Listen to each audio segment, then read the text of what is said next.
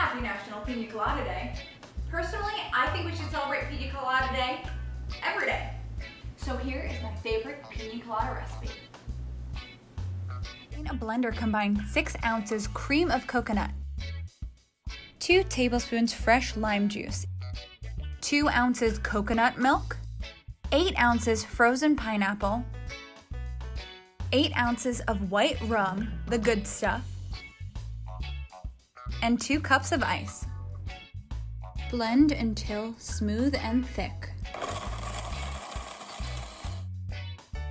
Pour Piña Colada into your glasses and top with a shot of spiced rum.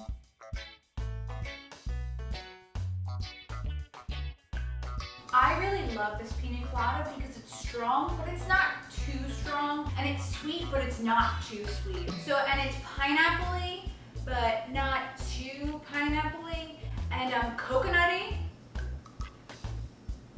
but yeah, not too coconutty. I could literally drink these Piña Coladas all day, if I have to. Where is the blender? Can I just grab that? Cheers, and happy National Piña Colada Day.